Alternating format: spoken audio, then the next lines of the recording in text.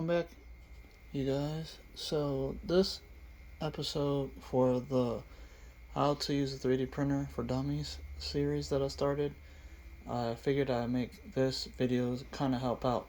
I love helping you guys, so I wanted to mention some things that you can do to kind of make sure your printer is working well. So I don't know how many. There's a lot of YouTubers out here that do 3D printing and stuff, but I have no idea about everything that I'm going to be showing you guys, if they do it too, or if they have made videos on it. Either way, I want to mention right here, this will work on pretty much any FDM printer. So FDM means a filament. So literally a wired spool of plastic that goes into your hot end and melts and then comes out an object. So I use pretty much all my 3D printers are FDM 3D printers. I got 3 of them. So right here, this is the longer LK5 Pro, and then up here is my Olaprint 3D printer, and they're both clone copies of the Creality CR10. And that's the reason why I love it, because literally the Creality CR10 is like a big 3D printer, and it's like my favorite one. I still have the original one that I used to have. It's just not put together. I was going to use it as parts to build a bigger 3D printer, but I don't know if I'm going to do that or not, because I don't really have a whole lot of space. But down here, you can see I actually still have the original FDM Ender 3 version 1 3D printer. And it has a glass print surface on it, like a bed that you can attach. And the longer LK5 Pro and my Olaprint 3D printer, I bought a pack of glass.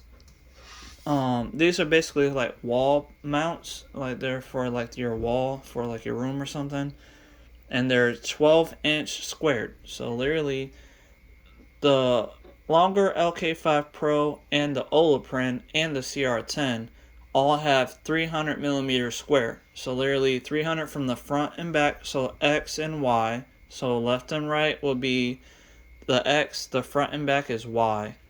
So it's 300 millimeters square. So the 12-inch plate that I have, this mirror, it's a little shorter than the whole 300 millimeters, but it runs really close. It's about maybe 5 millimeters short than the 300 millimeter, which is fine with me because I don't even use all the edges or like the complete area corners. But so I have this one here. I got a pack of these from Lowe's, and it was about $26 maybe. I don't really remember. It was like a year ago.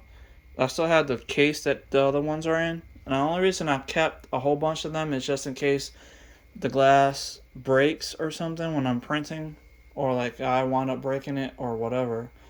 But either way, I have a bunch of spares. So with this being on here, you can see that it's on the edge. You can see it's a little bit of the bed sticking out. So if I just move this over a little bit, it can kind of cover that area. And I'm not ever going all the way to the complete edges of my bed. So usually I'm always printing in the center. That gives me enough space. And I'm usually over the CR10 Ender 3. The Ender 3 has I think it's 220. I think the Ender 3's built surface is 220 for the X, 220 for the Y, and 250 for the Z. So that means X will be 200 millimeters from left and right. The Y will be 220 millimeters for both the X and Y. So the Y will be front and back. And then the Z is for top and bottom. So the height would be from the 0 point will be from 0 to 250 millimeters tall.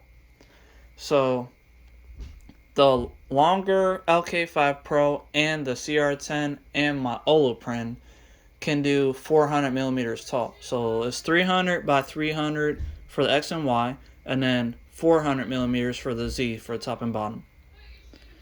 So with all that being said, the reason why I'm even making this video, I'm sorry if it's taking so long, but I just want to explain some things. But I will show you guys for each of these 3D printers, they all have these leveling screws, basically, or nuts that actually can adjust the hot ends nozzle to the actual print surface. And since I have this mirror on here, it's still it's about the same height or thickness of the original heated plate the glass bed that it came with. So it's around the same height, but I always want to make sure that I adjust the exact print surface from the hot end, so that way I can make sure it has that press and squeeze. It'll squeeze out and it'll give a perfect first layer, basically. And that's what you want. You want to make sure that you're not having anything warping on your edges of your print surface, or just making a blob of filament come out because it's not really pressed down close enough to the surface to be able to print out something.